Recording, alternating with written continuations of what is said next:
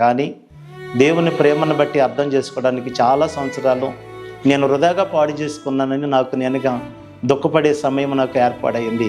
సరే అని చెప్పి జైలుకి తీసుకెళ్తే ఇక్కడ ఈ జైలు ఖాళీ లేదు, రాజమండ్రి సెంట్రల్ జైలుకి తీసుకెళ్ళను అన్నారు.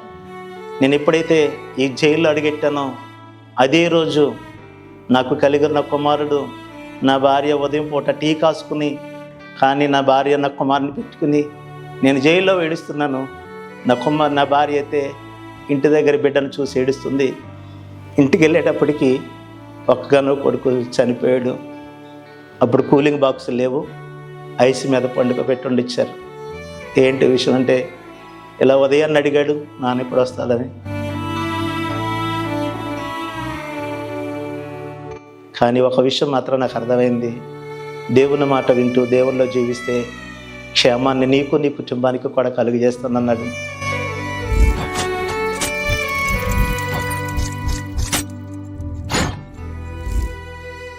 Praise the Lord. ఈ వీడియో చూస్తున్న ప్రతి ఒక్కరికి దేవుడి పేరిట ప్రత్యేకమైన వందనాలు. యేసుక్రీస్తు ప్రభు ఎవరో తెలుసు, ఆయన ప్రేమ కూడా రుచి చూచి ఆయనకే వ్యతిరేకంగా జీవిస్తున్న వ్యక్తి. అంటే దేవునికి వ్యతిరేకంగా జీవించే మనుషుల పైన యేసుక్రీస్తు ప్రభు పగ తీర్చుకుంటాడా?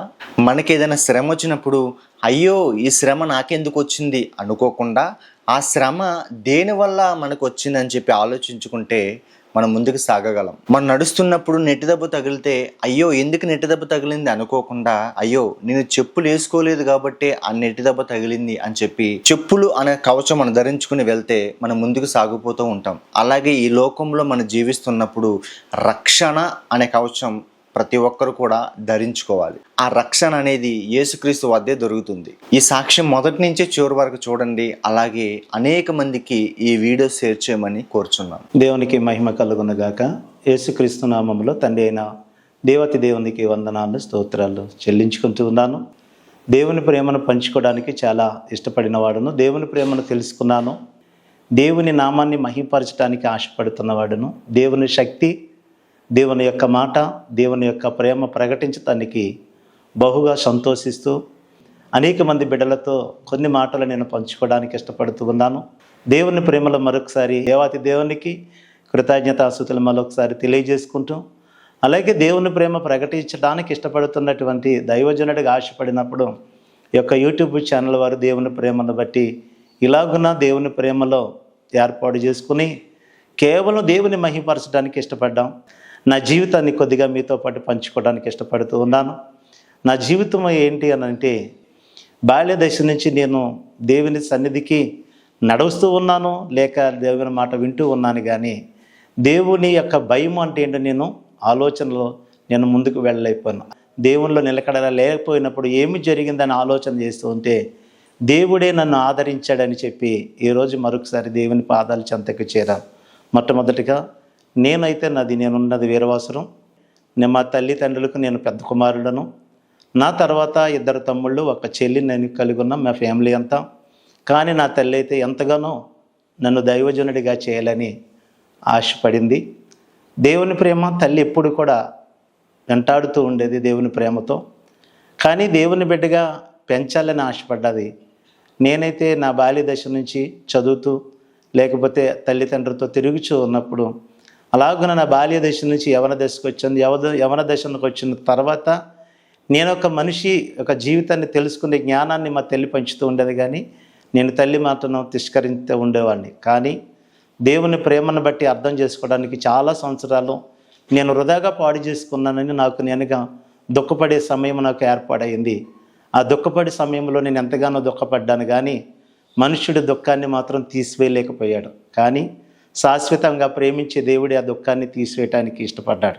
ఆ దుఃఖ సాగరం ఏంటి అని మీతో పాటు పంచుకోవడానికి ఇష్టపడిన వాడినైతే మీరు నాతో ఉండి నా సాక్ష్యం వింటూ నేను అంగీకరించిన దేవుడిని మీరు అంగీకరించాలని ఆశతో ఈ సాక్ష్యాన్ని పంచుకుంటూ ఉన్నాం.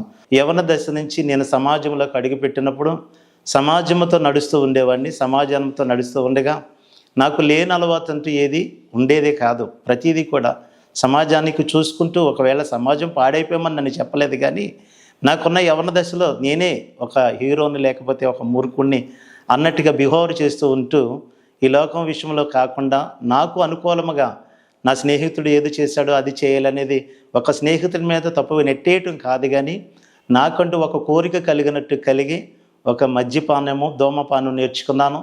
అది నేర్చుకుంటూ నా చదువు కూడా కొనసాగిస్తూనే ఉండేవాడిని. కానీ ఎవరి మాట వినేవాడిని కదా, అంత మూర్ఖత్వం లేకపోతే అంత అది ఇదిగా నాలో నాకు నేనుగా కనుపరుచుకునేవాడిని.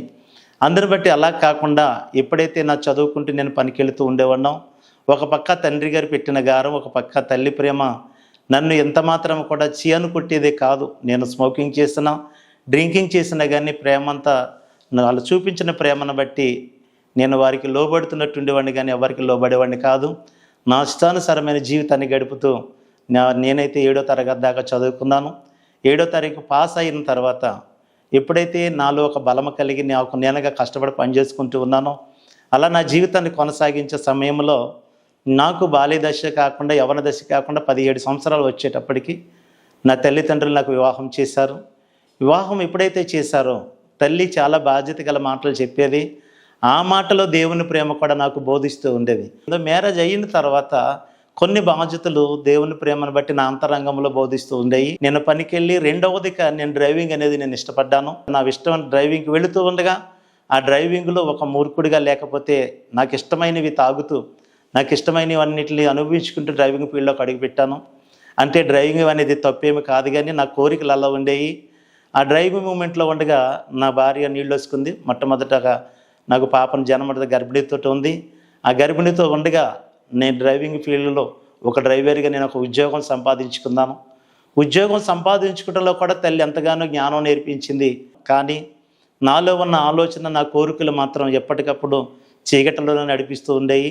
ఎక్కడ ఏ అపాయం రాకోకుండా ఆ దేవుని ప్రేమలో లేకపోతే ఆ దేవుని యొక్క ప్రార్థనలో దేవుడు నన్ను ఎక్కడికి వెళ్ళినా, ఏ ప్రాంతానికి వెళ్ళినా డ్రైవింగ్ ఫీల్డ్లో క్షేమంగా ఉంచేవాడు.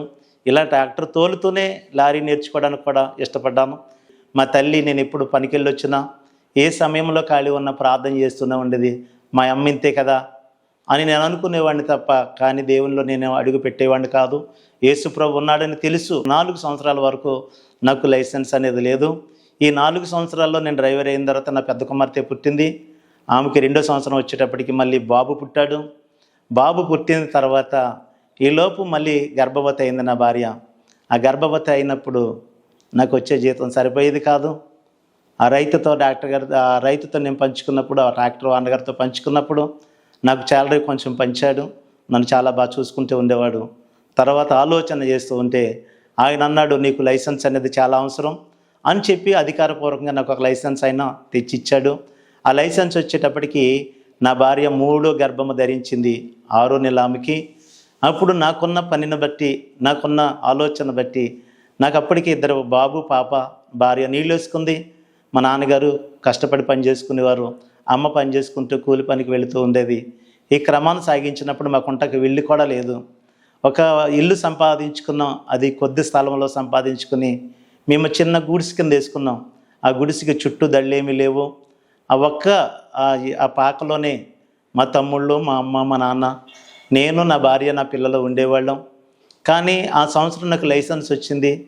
దేవుని బిడ్డలుగా మీకు చెప్తున్నాను, ఒకసారి ఆలోచన చేయండి. చాలా దుఃఖం నాలో ఉంది. అప్పుడు నేను డ్రైవర్నైనా ఆలోచన చేశాను. డ్రైవర్ అనే అహంకారం ఉండేది, డ్రైవర్ అనే గర్వం ఉండేది. ఇక్కడి నుంచి నాకు లైసెన్స్ వచ్చింది, నాకు నా భార్యకి ఏది లోటు ఉండదు అనుకునేవాడిని. అలా అనుకుని ఈరోజు మీతో ప్రత్యక్షించి ఒక సాక్ష్యాన్ని పంచుకుంటున్నానంటే, ఏ ఒక్కరు కూడా నాకులా కష్టపడకూడదు, లేకపోతే నాలాగా శ్రమ పడకూడదు, నాకులాగా దేవునికి దూరంగా ఉండకూడదని ఈ సాక్ష్యం మీతో పాటు పంచుకుంటున్నాను. అందరిని బట్టి చూస్తూ ఉంటే, ఈరోజు నాకు కలిగిన జ్ఞానాన్ని బట్టి ఆలోచన చేస్తూ ఉంటే, ఎప్పుడైతే నా లైసెన్స్ జేబులోకి వచ్చిందో నేను తిరిగి ఓనర్ గారి దగ్గరికి వెళ్ళి లైసెన్స్ వచ్చింది కనుక అది తీసుకుని, నా భార్య నీళ్ళు వచ్చుకుందండి. ఇప్పుడు ఆమెకు 6 నెలలు పూర్తవుతుంది. ఆ రోజు నేను గుంటూరు జిల్లాకి వెళ్ళటానికి అన్నీ సమకూర్చుకున్నాను. నా భార్యకి క్షేమాలని చెప్పాను. తెల్లవారి నేను బయలుదేరాలి. ఆ బయలుదేరే విషయంలో నా భార్య నిండు గర్భిణితో ఉంది. నేను బట్టలు సర్దుకుని బ్యాగ్ బజార్ని వేసుకున్నాను. నిండి గర్భిణితో ఉన్న నా భార్య వచ్చి నా చేయి పెట్టుకుని ఏడిచింది. ఏడ్చినప్పుడు నేను కూడా చాలా దుఃఖపడ్డాను. ఎందుకు ఏడుస్తున్నావు? 4 సంవత్సరాలు లైసెన్స్ లేకుండా నేను వెళ్ళాను. ఏ క్షణంలో కూడా ఏమీ జరగకుండా తిరిగి వచ్చాను. మిమ్మల్ని బాగానే చూసుకునేవాడిని కదా, ఇప్పుడు ఎందుకు ఏడుస్తున్నావు? వెళ్ళేటప్పుడు ఎప్పుడు ఏడవలేదు నువ్వు అని నా భార్యని దగ్గరగా తీసుకొని చూస్తే ఆమె చేతిలో ఉన్న ఆ సరిపోని యొక్క ఆ డబ్బుల వైపు చూసింది. డబ్బులు చాలవని నువ్వు బాధపడకు, నేను తిరిగి పంపిస్తానని చెప్పి నా భార్య కన్నీళ్ళు తుడిసి నా కన్నీళ్ళు నేను తుడుచుకొని, పిల్లలు జాగ్రత్త, అమ్మకు కూడా చెప్పని బ్యాగ్ తీసుకొని నేను బయలుదేరి వెళ్తున్నాను. వెళ్ళేటప్పుడు మీ ఇంటి చుట్టూ చాలా బురద. అప్పుడు మా అమ్మ ఎదురైంది. అయ్యా పెద్దోడా, ఎక్కడికి వెళ్ళిపోతున్నావు, ప్రార్థన చేయాలి నాన్న నీకు అని చెప్పి అమ్మ బ్రతిమలాడింది. అప్పుడు అమ్మ ఎప్పుడైతే నా చేయి పట్టుకుని ప్రార్థన చేస్తాను రానంది. కానీ ఒక మూర్ఖత్వ జీవితం నాలో ఇమిడి ఉంది కనుక నేనేం చేశానంటే, ఇప్పుడు దాకా చూసా కదమ్మా, ఎన్ని సంవత్సరాల నుంచి పెళ్ళైన కానీ నేను కష్టపడుతున్నాను, నా భార్య నిండి గర్భిణీతో ఉంది, నా పిల్లలు ఉన్నారు, ఆ ఇల్లు చూస్తే బాగోలేదు, నువ్వేం చేసి నీ దేవుడు ఏం చేసామ్మా అని మా అమ్మని నేను భుజం మీద చేపెట్టి గింటాను. మా అమ్మ తూలిపోతే నేనే మళ్ళీ చేపట్టుకుని ఆఫ్ చేశాను. ఆఫ్ చేసిన తర్వాత మా అమ్మ నన్ను చూసి నిలువున కన్నీరు విడిచింది. సరే బాబు, దేవుడు నిన్ను క్షేమంగా తీసుకెళ్తాడు, వెళ్ళరా అని చెప్పి మా అమ్మ కొంగుతో తన కన్నీళ్లు తుడుచుకుని ఆమె ఇంట్లోకి వెళ్ళింది. నేను కూడా ధైర్యం కలిగి నా వాహనం దగ్గరికి నేను వచ్చాను. నా వాహనం దగ్గరికి నేను వచ్చినప్పుడు నాలో ఒక విషయం నాకు తెలియబడుతుంది. ఎంత మూర్ఖుడిగా ఉన్నా ఏం తెలియబడుతుంది నీకనంటే, నీకు క్షేమాన్ని కలుగజేసేవాడిని నేనే అన్న ఊహ నాలో వినపడుతుంది. నీకు క్షేమాన్ని కలిగజేసేవాడిని నేనే, నీకు క్షేమాన్ని కలిగజేసేవాడిని నేనే అని ఒక స్వరము లేకపోతే ఒక ఆలోచన, ఒక మాట నాకు వినపడుతుంది. అది దేవుని మాట అని కూడా నేను లెక్క చేయకుండా వాహనం దగ్గరికి వచ్చాను. నేను ప్రయాణం అయ్యాను. నాతో పాటు మరొక క్లీనర్ను కూడా ఎక్కించుకున్నాను. నా ప్రయాణం కొనసాగుతుంది. ఆ కొనసాగుట్లో నాతో కూడా వేరే వెహికల్ ఓనర్ గారు కూడా వస్తూ ఉన్నారు. ఈ 2 వెహికల్ కూడా కలిసి ప్రయాణం చేయాలి. వీరవాసరం నుంచి పిడుగురాళ్ళు వెళ్ళటం అంటే తెల్లవారులు కూడా ప్రయాణంలోనే మేము ఉంటాం.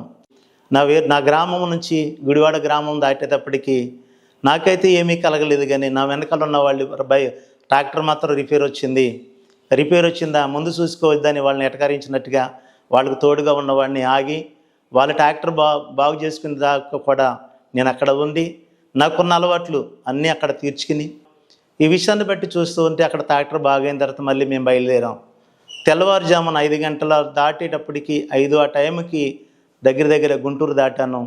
దాటుకుంటే నా ఆరోగ్య పరిస్థితి కొంచెంగా వీక్ అవుతుంది. నాకు కలిగిన జ్వరంతో నేను వెళుతూ ఉంటే నాతో పాటు వచ్చిన ట్రాక్టర్ వాళ్ళు నాకంటే ముందుగా వెళ్ళవలసిన గమ్యస్థానానికి వెళ్ళిపోయారు. వెళ్ళిన తర్వాత ఏంటి నాతో పాటు వచ్చిన సీను రావట్లేదా, ట్రాక్టర్ రావట్లేదని చెప్పి తిరిగి వచ్చారు. వాళ్ళు వచ్చేటప్పటికి నేను దారిలో వాళ్ళకి ఎదురైనప్పుడు ఏంటి అని అంటే జ్వరం వచ్చింది అన్నారు. జ్వరం వచ్చిందని వాళ్ళతో చెప్పాను. వచ్చేటప్పుడు నన్ను చూడగా ఫుల్ జ్వరంతో నేను ఉన్నాను. జ్వరం వచ్చినప్పుడు అవతల నాతో పాటు వచ్చిన వేరే ట్రాక్టర్ ఓనర్ గారు, సరే నేను డ్రైవింగ్ చేస్తాను, పక్కన కూర్చో అని చెప్పాడు. సరే అని చెప్పి నేను డ్రైవింగ్ సీట్ ఆయనకి ఇచ్చి నేను పక్కకి ఇలా పండుకున్నాను. ఆ ట్రాక్టర్ ఆయన నడుపుతున్నాడు, స్టీర్ నేనైతే డ్రైవ్ చేయట్లేదు. ఈలోపు ఆ పక్క గ్రామంలోంచి రోడ్డు ఎక్కుతూ వాళ్ళు మోటార్ సైకిల్లో వచ్చి బండికి అడ్డంగా వచ్చారు. ఎవరైతే మోటార్ సైకిల్ డ్రైవ్ చేస్తున్నారో అతనికి బుర్ర నిలింగా పగిలిపోయింది. ఆ పగిలిపోయిన ఆయన పడిపోతే యాక్సిడెంట్ అయిందని చెప్పి బండి ఆఫ్ చేసేసారు. నేను జ్వరంతో ఉన్నవాడిని కళ్ళు తెరిచి చూసేటప్పటికి ఆయన రక్తము కారిపోతుంది, బుర్ర పగిలిపోయింది, నిలింగ పగిలిపోయింది. ఆ నిలింగ పగిలిపోయింది. నేను వీళ్ళు తలపు పక్కల్లో ఒకళ్ళు బండి లాగదీయటం, ఒకళ్ళు నీళ్లు తేవడానికి వెళ్ళారు. ఎప్పుడైతే దెబ్బ తగిలి ఉన్నాయని నేను చూసి గబాబా దిగెళ్ళి ఆయన లేపి నా ఒళ్ళో పెట్టుకున్నాను. ఆయన తల పెట్టుకుంటే నాకు ఈ పక్కంతా బ్లడ్ అయిపోయింది. వాళ్ళు మంచినీళ్ళు తెచ్చారు, పట్టించాము. సరే బాగానే ఉన్నాడు అనుకున్నాం. వాళ్ళు వీళ్ళదే తప్పు, మీదేమీ లేదని చెప్పి వాళ్ళు హాస్పిటల్కి తీసుకెళ్ళిపోయారు. మీకు పర్వాలేదంటే మీరు వెళ్ళిపోండి అన్నారు. అందుకని చెప్పి మళ్ళీ నేను ట్రాక్టర్ ఎక్కాము. నా ట్రాక్టర్ వేరే ఆయన తోలుతున్నాడు. అలాగే నేను వెళ్ళవలసిన గమ్యానికి, మేము వెళ్ళవలసింది ఏ ఊరైతే ఉందో ఆ ఊరికి చేరుకున్నాం. అక్కడికి వెళ్ళేటప్పటికి సాయంత్రానికి ఆ ఊరు వాళ్ళందరూ ఈ దమ్ము ట్రాక్టర్లు ఎక్కడ ఉంటాయో తెలిసిపోతుంది వాళ్ళకి, నెదుక్కుంటా నేను ఉన్న స్థలానికి వచ్చారు. వచ్చిన తర్వాత నా రక్తం చూశారు, ఒంటి మీద ఉన్న షర్ట్ రక్తం చూశారు. కానీ ట్రాక్టర్ దగ్గరికి వెళ్ళేటప్పటికి ఆ బ్యాగ్లో ఈ ట్రాక్టర్ నీదే, ఈ లైసెన్స్ నీదే, నీ ఇష్టానుసారంగా ట్రాక్టర్ తోలి మా వాడిని గుద్ది చంపేసే స్థితికి తీసుకొచ్చాం. వాడు హాస్పిటల్లో సాబోతుకుల మీద ఉన్నాడు. ఏమైనా సరే నిన్ను వదిలిపెట్టమని చెప్పేసి వాళ్ళ ఇష్టానుసారంగా వచ్చారు. వస్తే దాన్ని సెటిల్మెంట్ చేసాము. సెటిల్మెంట్ చేసుకుందామన్నారు, సెటిల్మెంట్ చేసాం. ఎప్పుడైతే మేము ట్రాక్టర్ వేసుకుని ఈ సిటీకి వచ్చామో అక్కడ ఇంకో పెద్ద మనిషి మాతో పాటు సెటిల్మెంట్ చేసిన ఆయన, నువ్వు ఇలాగే ఈ రోడ్డు అంటేనే వెళ్తావు కదా, వాళ్ళు ఎట్టి పరిస్థితుల్లో ఇంకా వదలరు. ఎందుకనంటే నీవు చేసిన గాయము నీ మీద వాళ్ళు ఎక్కువ పెడుతున్నారు. నువ్వు చేయలేదని చెప్పినా అది నీదే, వాళ్ళ లైసెన్స్ నీదే, ట్రాక్టర్ నీదే అన్నారు. నువ్వు ఎదరికి వెళ్ళేటప్పటికి వాళ్ళు మళ్ళీ నిన్ను అడ్డం కొడతారు. ఎందుకైనా మంచిది నువ్వు పోలీస్ స్టేషన్ ద్వారా బయటికి వెళ్ళి అన్నాడు. సరే అని చెప్పి మేము కూడా పోలీస్ స్టేషన్లోకి వెళ్ళి ఎస్సీ గారికి జరిగిందంతా చెప్పాము. ఎస్సీ గారు కొంచెం మా వైపు చూసి, మీకు మీరుగా సెటిల్మెంట్ చేసుకుంటే మేము ఏం చేయాలి, మేము గాజులు తొడిగించుకుందామా, ఏ విషయం కూడా బయట సెటిల్మెంట్ తిరగదు, కేసు అంటే కేసు కట్టవలసిందే. ఇప్పుడు ఇంతకీ యాక్సిడెంట్ చేసింది నీది, లైసెన్స్ నీది, ఎవడో చేశాడంటే కాదు, లైసెన్స్ నీది, ట్రాక్టర్ నీది, అవి నీయే ఉన్నా కనుక నువ్వే దీనికి కారకుడు అని చెప్పి ఎస్సీ గారు నన్ను లోపలేస్తారు. నాకు కలిగి ఉన్న ట్రాక్టర్ ఏమో సీల్ చేశారు. అక్కడ సీల్ చేసిన తర్వాత వాళ్ళతో పాటు నన్ను పోలీస్ స్టేషన్లో 2 రోజులు ఉంచారు. బెయిల్కి చూసుకోమన్నారు. కానీ నేనున్న ఊరికి మన జిల్లాకి చాలా దూరం, లేట్ అవుతుందని చెప్పి ఆ రిమైండ్ రాసి కోర్టుకి తీసుకెళ్ళమన్నారు. కోర్టుకి తీసుకెళ్ళమంటే కోర్టు దగ్గరికి తీసుకెళ్లారు. కానీ ఆ కోర్టు మేజిస్ట్రేట్ గారు చూశారు, నా వైపు పైనుంచి కింద దాకా చూశారు, కోర్టులో హాజరుపరిచారు. హాజరుపరిచిన తర్వాత మేజిస్ట్రేట్ గారు ఒక మాట మాట్లాడారు. నన్ను చూసిన తర్వాత, గుంటూరు జిల్లాలో ఉన్న దొంగల్ని గుంటూరు జిల్లా పోలీసులు పట్టుకోలేకపోతున్నారు, ఇతడికి బెయిల్ ఇవ్వటం కుదరదు, కానీ క్యాష్ బెయిల్ పెట్టండి, అర్జెంటుగా ఇతన్ని జైలుకి రిమాండ్ చేయండి అని చెప్పేసి అన్నారు. ఇప్పుడు ఎప్పుడైతే జైలుకి రిమాండ్ చేయండి అని అంటే ఎప్పుడైతే అన్నారో ఆ పక్కన ఈ పక్కన వచ్చి పోలీసులు నన్ను పట్టుకున్నారు. ఏంటి పట్టుకున్నారని అంటే, నీకు బెయిల్ రాలేదు, నేను లోపలేయమన్నారు. అప్పుడు ఆలోచన వచ్చింది, దేవుని యొక్క ప్రేమను బట్టి జీవించడానికి ఇష్టపడాలి అని అప్పుడు కొంచెం దేవుని మీదకి నా దృష్టి మళ్ళింది. దేవుని మాట వినాలేమో, దేవుని మాట వినలేదు కదా అనుకున్నాను. కానీ గర్వం మాత్రము అలాగే ఉంది. సరే అని చెప్పి జైలుకి తీసుకెళ్తే, ఇక్కడ ఈ జైలు ఖాళీ లేదు, రాజమండ్రి సెంట్రల్ జైలుకి తీసుకెళ్ళని అన్నారు. కానీ అక్కడ ఉన్న సూపరింటెండెంట్ అన్నాడు మళ్ళీని, వీడు రిమాండ్ ఖైదీ, వీడు 15 రోజులే ఉంటాడు లోపల, ఈ 15 రోజులని దానికి రాజమండ్రి తీసుకెళ్ళి ఏం చేస్తారు, మళ్ళీ మీరు పిడుగురాలు పోలీస్ స్టేషన్ తీసుకెళ్ళి రేపు తీసుకురండి అన్నారు. మళ్ళా రోజుని తీసుకెళ్లారు.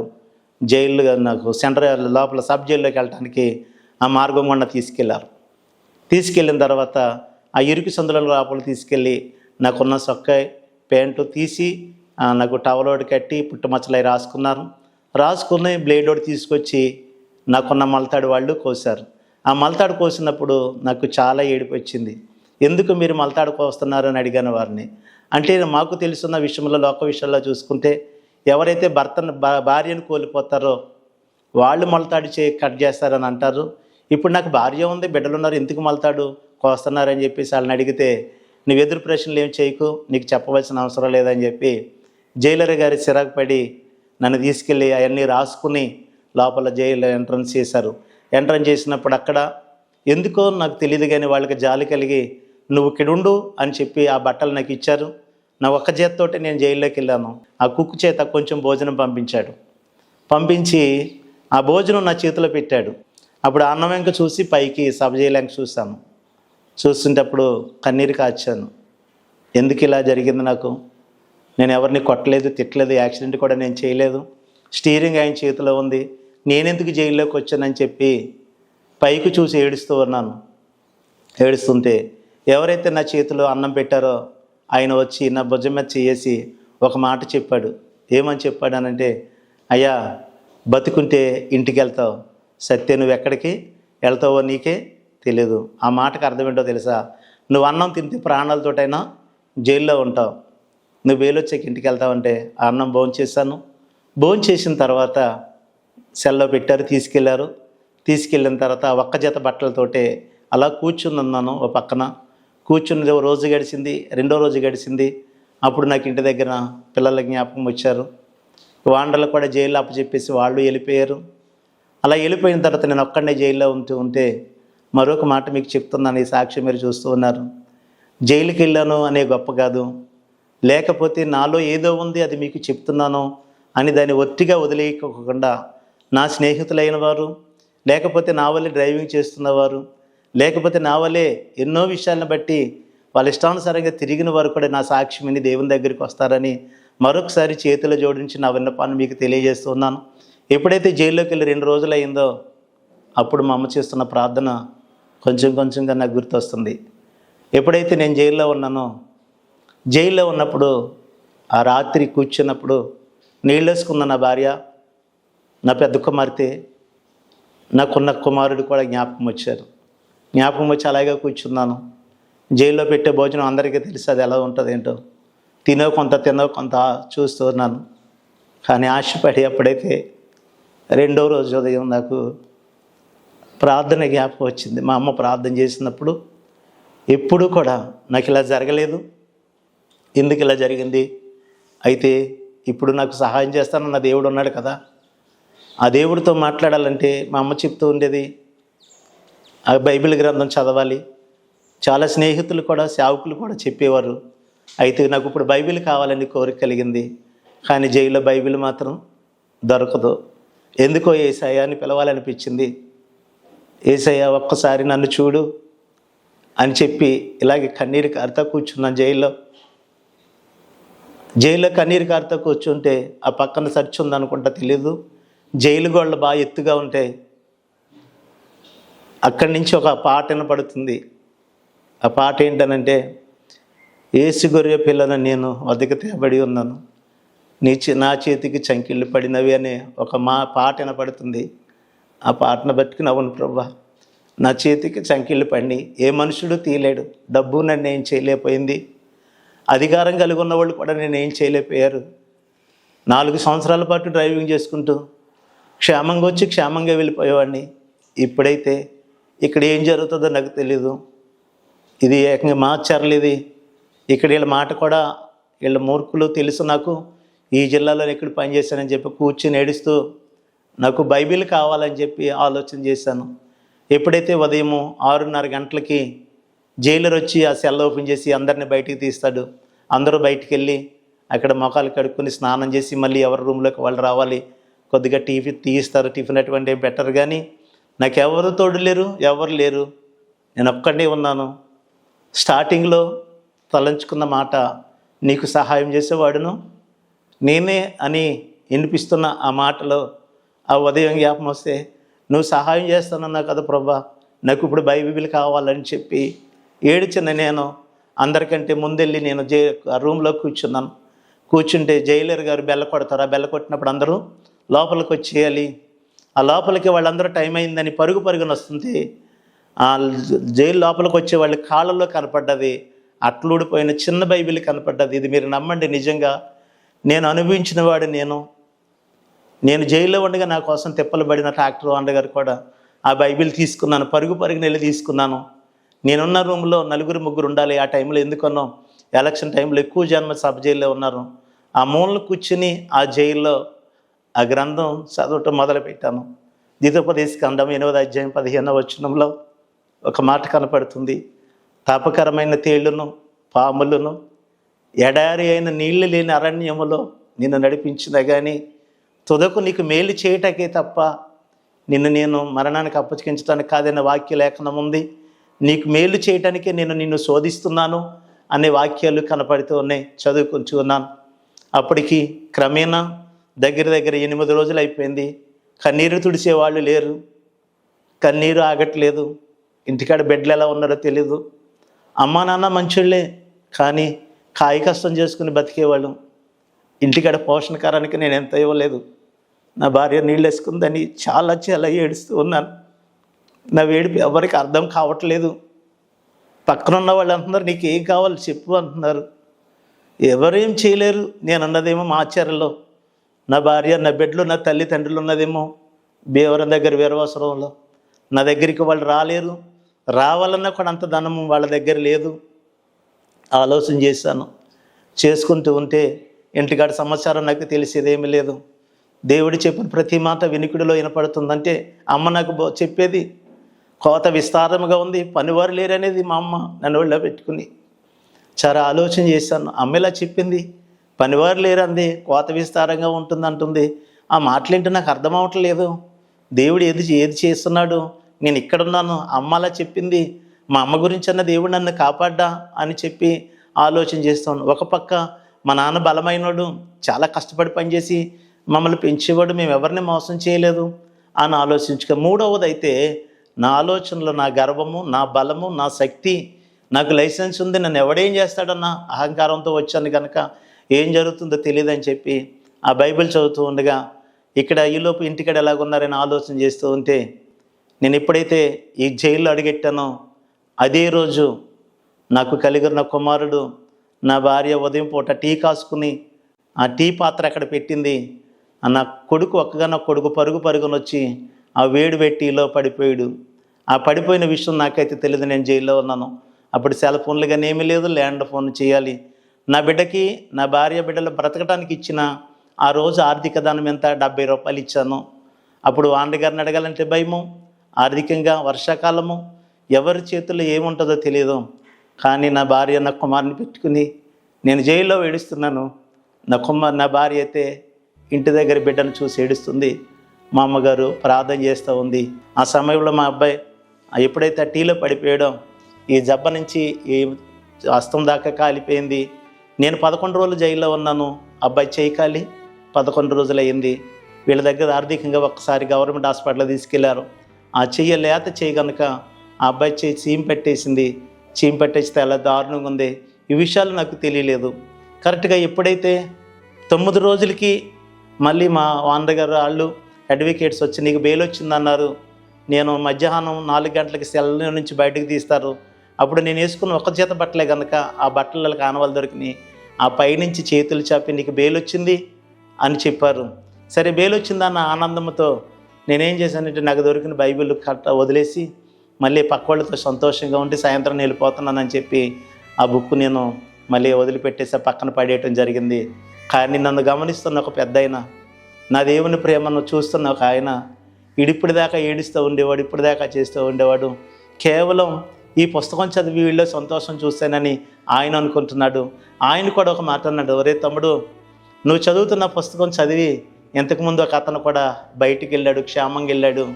కానీ మేము రిమైండ్లో ఉన్నాం, కానీ మాకు ఇంకా బెయిల్ రాలేదు. ఎలక్షన్లో మేము తగాద పడ్డాం.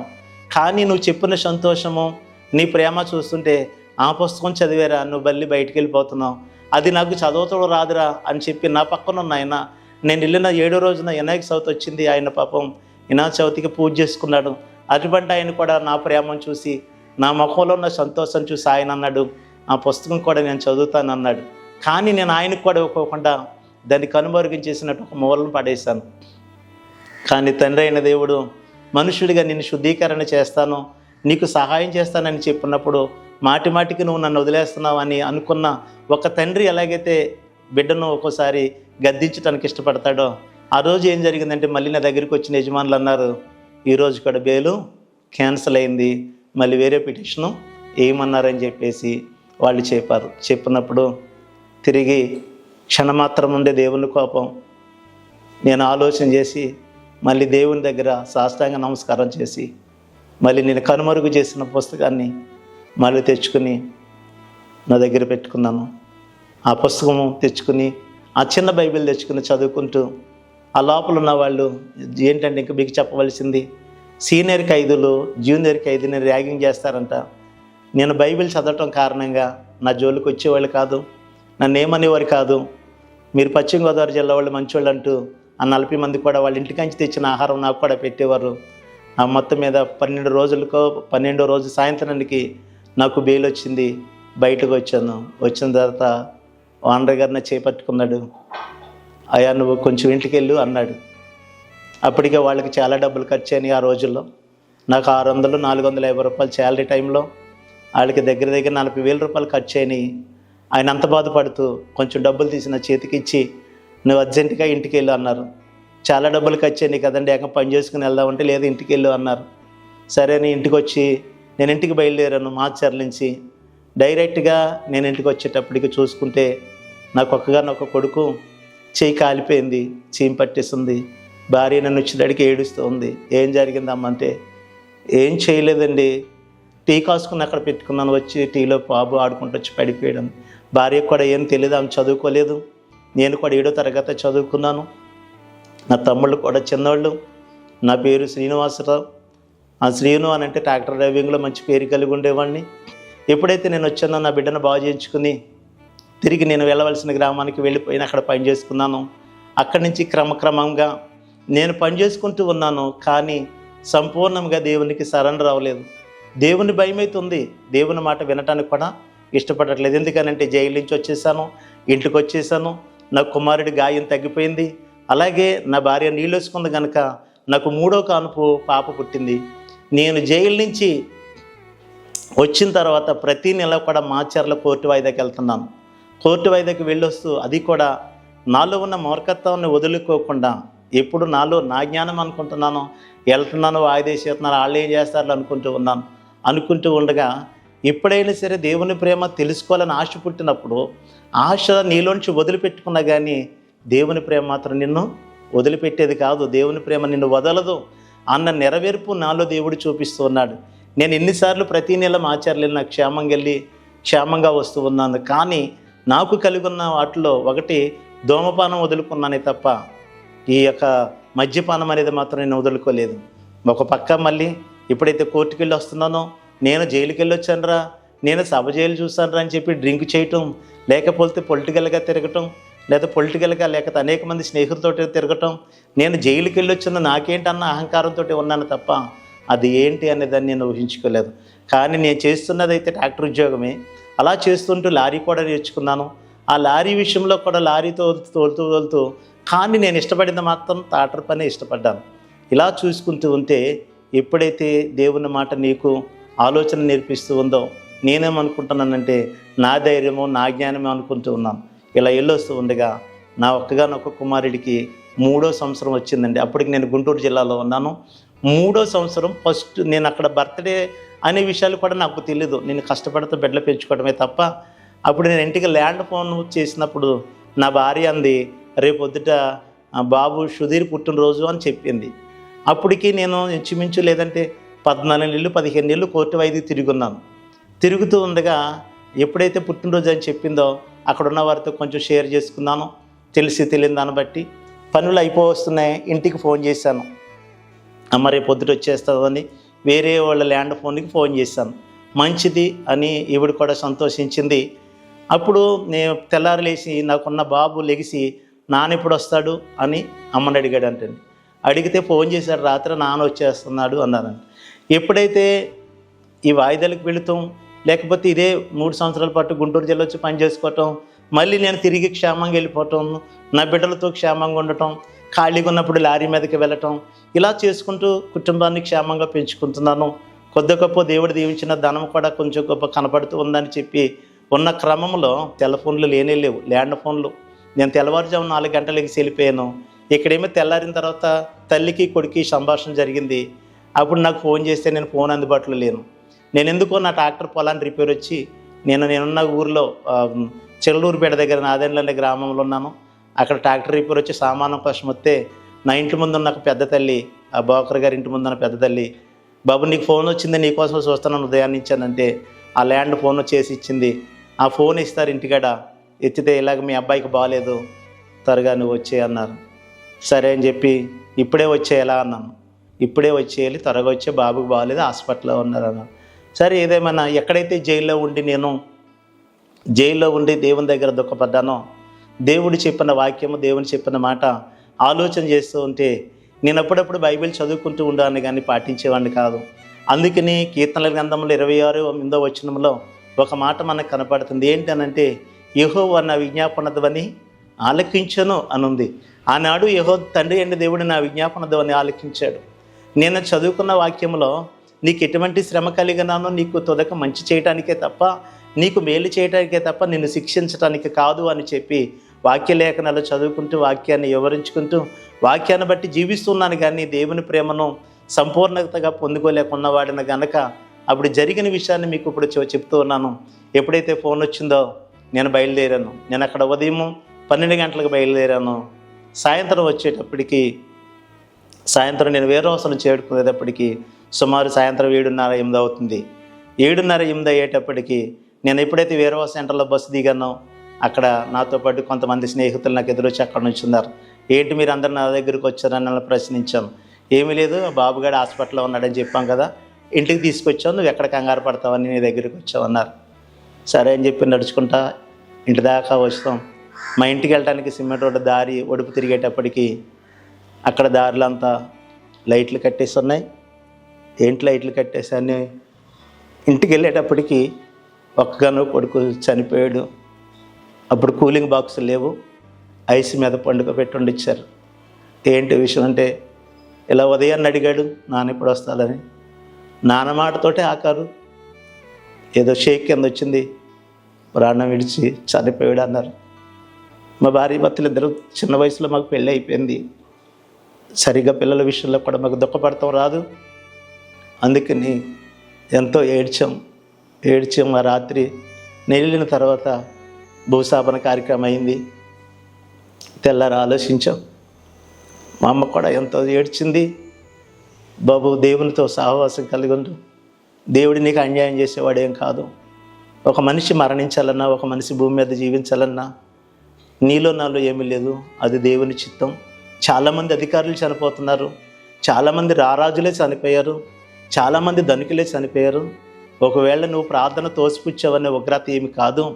దేవుని యొక్క చిత్తము, దేవుని ప్రేమ ఎలా ఉందో అలా ఉంటుంది తప్ప దేవుడు అనుక్షణం నిన్ను దాస్తూ ఉన్నాడు.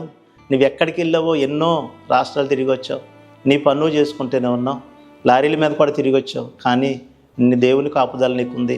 అంతే తప్ప అమ్మ ప్రార్థన తోసేసానని, లేకపోతే దేవుడేదో నిన్ను శిక్షించడానికి కాదు. నిన్ను బట్టి అనేక మంది మారాలి. నిన్ను దైవజనుడిగా నేను ఇష్టపడ్డాను. నువ్వు దేవుని పని చేయాలి, నువ్వు దేవునితో ఉండాలి, దేవునితో నడవాలని నీ కొరకునే ప్రార్థన చేస్తేనే తప్ప మన దేవుడు మనలను శిక్షించే దేవుడేమీ కాదు. అందుని బట్టి మీకు కూడా చెప్తున్నాను, జీవము గల దేవుని యొక్క జీవపు మాట ఆయన మనలను కాపాడటానికి, రక్షించడానికే తప్ప దేవుని మాట విననంత మాత్రాన, దేవుని సన్నిధిలో లేనంత మాత్రాన ఇలా జరుగుతుందా అని కాదు. కానీ ప్రతి మనిషికి మరణం అనేది ఉంది. ఆ మరణము ఎలా వస్తుందో తెలియదు, కానీ దేవుని ప్రేమలో మాత్రం జీవించడానికి ఇష్టపడదాం. అందుని బట్టి చూస్తుంటే వచ్చిన తర్వాత నేను ఎంతగానో దేవుని సన్నిధిని బ్రతిమలాడుకోవాలని ఇష్టపడ్డాను. ఎప్పుడైతే నా కొడుకు చనిపోయిన తర్వాత, భూస్థాపన అయిన తర్వాత అమ్మ మాటలు చెప్పింది. అప్పుడు నాకు అర్థమైంది, అయితే మరణం అనేది అందరికీ ఉంటుంది కదా. అమ్మ ప్రార్థన తోసిపుచ్చేసినందుకే కాదు కదా నా కొడుకు చనిపోతా. నా దేవుడు చాలా గొప్పోడు. నాకు జ్వరం వచ్చింది, లేకపోతే ఇలా జరిగింది. కానీ ఇంకో విషయం కూడా ఏంటనంటే, చేయని నేరానికి నేను జైలుకి వెళ్ళానని ఒకసారి బాధపడినా, ఇవన్నీ కూడా ఒక జ్ఞానాన్ని బట్టి ఇలా ముందుకు వెళుతూ ఉండగా దేవుని లేఖనాలు చదువుతూ ఉంటే, దేవుని లేఖనాల్లో నీకు మేలు చేయటానికి ఎవరినే ఉంది, అంతే తప్ప ఇది దేవుని ఉగ్రత కాదని చెప్పి నేను కూడా హృదయంలో ధైర్యపరచుకుని నా కుమారుడి విషయంలో దుఃఖించినంతకాలం దుఃఖించినప్పుడు అదే వాయిదాలకు తిరుగుతూ ఉన్నాను. ఏ విషయంలో నేను ఒక మాట దేవుని ప్రేమగా, దేవుని మాటగా చెప్తున్నాను. ఏంటి అనంటే, ప్రతి ఒక్కరు కూడా దేవుని రాజ్యానికి వారసులు అవ్వాలని దేవుని ఇష్టపూర్వకంగా దేవుని గ్రంథాన్ని బోధించడానికి అనేక దైవజనులు ఉన్నారు. ఈరోజు నేను కూడా దైవజనుడిగా సిద్ధపాటు కలిగి ఉన్నాను. దేవుని మాట జీవము గలదని చెప్తులో ఏంటి నీకు అని చూస్తుంటే, యెషయా గ్రంథం 62వ అధ్యాయం నాకు చాలా ఇష్టం. జనములు నీ నీతిని కనుగొందరు, రాజులు నీ మహిమను చూచెదరు అని లేఖనాలు రాయబడి ఉంది. నీతి కలిగి నేను జీవించడానికి ఇష్టపడ్డాను. ఈరోజు జనుల యొక్క ఆదరణ ఎటువంటిదంటే, దేవుని బిడ్డగా చూపిస్తూ ఉన్నాడు. రాజులు నీ మహిమను కనుగొందురు అంటే, నేను పొలిటికల్గా తిరిగాను, అనేక మంది అధికారులతో మాట్లాడిన, ఈరోజు దైవజనుడిగా దేవుని యొక్క నీతి నా ద్వారా ప్రకటించడానికి ఇష్టపడ్డాను. అంతే తప్ప మన దేవుడు మనల్ని శిక్షించేవాడు కాదు, శిక్షకు పాత్రుడు మాత్రము చేయడు. కానీ మనుషుడికి మాత్రం మరణము ఉంది. ఆ మరణాన్ని ఎప్పుడు, ఏ సమయం, ఏ వయసు అనేది మాత్రం తెలియదు. మన దేవుడు శిక్షించే దేవుడు కాదు, కానీ తన బిడ్డలను మాత్రం తన రాజ్య వారసులుగా చేసుకుంటాడు. తన బిడ్డలకు ఒక రాజ్యాన్ని చేశాడు, అదే పరలోక రాజ్యం అని దేవుని గ్రంథం చెప్తుంది. అలా ధైర్యపడ్డాను. అమ్మ ప్రార్థన, దేవుని ప్రేమ అని ఆలోచన చేశాను. ఆ రాత్రి అనుకున్నాను, ఆలోచన చేస్తూ ఉంటే, సరే బాబు చనిపోయాడు, నా చేతుల్లో ఏమీ లేదు, అంత దేవుని చిత్తం అనుకున్నాను. తెల్లారి నా భార్యను దగ్గర తీసుకున్నాను, నాకున్న 2 బిడ్డలను దగ్గర తీసుకున్నాను. నా బంధువులందరూ కూడా తెల్లారి చాలా దుఃఖంతో నిండిపోయి ఏడుస్తూ ఉన్నారు. ఆలోచన చేశాను, ప్రభువా నీ చిత్తం, ఉన్న బిడ్డలు కూడా మీ రెక్కల చాటున దాయిండి నన్ను నీ చిత్తానికి అప్పగించుకుంటున్నాను. ఆ కోర్టు విషయంలో శిక్ష పడుతుంది అంటున్నారు, ఆ నేరం నేను చేయలేదు, నువ్వు సహాయం చేస్తానని గత 5 సంవత్సరాల నుంచి ఇలా చెప్తూ ఉన్నావు. నేను రేపు ఉదయమే నేను వాయిదాకి వెళ్ళాలి అనుకుని అప్పుడు అడ్వకేట్ గారికి ఫోన్ చేశాను. మీరు ఎప్పుడే చనిపోయారు కదా, ఒక 6 రోజులు నేను మళ్ళీ వాయిదా కోరుతున్నప్పుడు అన్నారు 10 రోజులు ఆగిన తర్వాత నేను కోర్టుకి వెళ్ళాను, శిక్ష పడుతుంది అన్నారు. కోర్టుకి వెళ్ళాను బట్టలు అవి పట్టుకుని. ఆ తండ్రి అయిన దేవుడు రోదన చూశాడు. ఆయన నన్ను ఇష్టపడ్డాడని ఆలోచన చేశాను. అప్పుడు కోర్టుకి వెళ్ళి బౌన్లో నుంచుంటే మేజిస్ట్రేట్ గారు చూశారు, పైనుంచి కింద దాకా నా ఫైల్ అంతా చూశారు, సాక్ష్యాధారాలు చూశారు. అందరూ వచ్చారు కానీ ఆ స్టేట్మెంట్ చేసిన గవర్నమెంట్ డాక్టర్ గారు రాలేదంట. ఆయన అన్నాడు, నీ డ్రైవింగ్ రాంగ్ అని రాయబడి ఉంది ఇందులో, డ్రైవింగ్ రాంగ్ చేయకుండా జాగ్రత్తగా డ్రైవ్ చేసుకుని నీకు నువ్వుగా నీ జీవితాన్ని జీవించు, ఈ కేసు కొట్టివేయబడింది అని చెప్పి బయటికి పంపించేశారు. ఆ బలమైన దేవుణ్ణి ప్రార్థించుకున్నాను, ఆ కేసు కొట్టేశారు. కానీ ఒక విషయం మాత్రం నాకు అర్థమైంది, దేవుని మాట వింటూ దేవునిలో జీవిస్తే క్షేమాన్ని నీకు నీ కుటుంబానికి కూడా కలుగజేస్తుందన్నాడు. దేవుని ప్రేమలో జీవిస్తూ ఉంటే నేను మరీ చెప్తున్నాను మీ అందరికీ నా చేతులు జోడించి, మన దేవుడు శిక్షించే దేవుడు కాదు. ఒక మాట మీకు చెప్తూ ఉన్నాను, మనుషులందరము మన దేవుడు సృష్టించాడు. కానీ ఒక మాట మీకు మరీ చెప్పవలసింది ఏంటంటే, ఒక అధికారి దగ్గర పనిచేశాను, ఆ అధికారికి మంచి మనసు ఇచ్చాడు. కుటుంబంలో మంచి బిడ్డగా దేవుడు నన్ను దీవించాడు. సమాజంలో ఒక దైవజనుడిగా ప్రేమించాడు. కానీ నా దేవుడు నన్ను ఏమీ శిక్షించలేదు. నా దేవుడు తన రెక్కల చాటు నన్ను భద్రపరిచాడు. ఇప్పుడు నేను చెప్తున్న ఈ మాటలన్నీ మీరు ఇష్టపడి నాకు కలిగిన ఇద్దరు బిడ్డలకి మంచి వివాహం చేయగలిగాను. నాకు కలిగిన పెద్దలుడు మంచి ఉద్యోగస్తుడు, నా పెద్ద కుమార్తె ఉద్యోగం చేస్తుంది, నా రెండో అల్లుడు క్షేమంగా పనిచేసుకుంటున్నాడు, కుమార్తె కూడా వాళ్ళ కుటుంబాన్ని క్షేమంగా ఉన్నారు. నాకు 3 మనవళ్ళు, కుటుంబము. అలాగే మా తల్లిగారు దేవుల్లో జీవిస్తూ మరణించారు. నా తండ్రి మరణించాడు. ట్రాక్టర్ డ్రైవర్గా ఉన్న నేను నాకు కలిగిన ధైర్యాన్ని బట్టి లారీ కూడా తోలాను, లారీతో నా కుటుంబాన్ని పోషించుకున్నాను. తర్వాత ఇంకా దేవుడి దగ్గర ఉంటూ భయభక్తులు కలిగి ఉన్నాను కనుక ఆర్టీసీ డ్రైవర్గా కూడా నన్ను ఆశీర్వదించాడు. కొన్ని సంవత్సరాలు ఆర్టీసీ బస్సు కూడా తోలాను. నాకు కలిగిన జీతంతో చాలా ఆనందంగా ఉండేవాడిని. ఇంకా ఆనందంగా ఉండాలి, ఇంకా అనేక మందిని దేవుని దగ్గరికి నడిపించాలని చెప్పి సంపూర్ణముగా నేను నాకు కలిగి ఉన్న డ్రైవర్ ఉద్యోగాన్ని వదులుకున్నాను. దేవుని యొక్క జీవ గ్రంథం ప్రకటిస్తూ ఉన్నాను. అనేక మందిని దేవుని దగ్గరికి నడిపించాలని ఆశతో నేను దేవుని ప్రేమలో ఆశీర్వదించబడి గొప్ప పరిచర్య చేయడానికి ఇష్టపడుతూ ఉన్నాను. దేవుని పరిచర్యలో ఇంకా ఏది లోటు ఉండదు. ఆ లోటు ఏంటనంటే, నాకు కావాల్సింది ధనము కాదు కానీ నా స్నేహితులు, శ్రేయాభిలాషులు, నాకు కలిగిన పరిసర ప్రాంత బిడ్డలు, నాకు ఇతర గ్రామాల్లో తెలిసిన స్నేహితులు అందరూ కూడా దేవుని దగ్గరికి నడవాలని ఆశపడుతూ ఉన్నాను. దేవుని గ్రంథంలో కలిగిన మాట ఏంటి అనంటే, అందరూ అంతటను స్వార్థ ప్రకటించాలని, ఏ ఒక్కరూ కూడా నశించిపోవటం దేవునికి ఇష్టం కాదని దేవుని లేఖనాలు ప్రకటించడానికి ఇష్టపడిన వాడిగా నాకు కలిగిన ఉద్యోగం, మొట్టమొదట ట్రాక్టర్ డ్రైవర్గా, రెండవది లారీ డ్రైవర్గా, మూడవదిగా ఆర్టీసీ డ్రైవర్గా కలిగిన నేను ఆ ఉద్యోగాలన్నీ వదులుకున్నాను. ఇప్పుడు దేవుని బిడ్డగా జీవిస్తున్నాను. దేవుని సేవకుడిగా మీకు అందరికీ వందనాలు చెప్పుకుంటూ నేను కొనసాగిస్తున్నాను. దేవుడి మాటలు తన వెనుకల్లో దీవించునుగాక. ఆమేన్.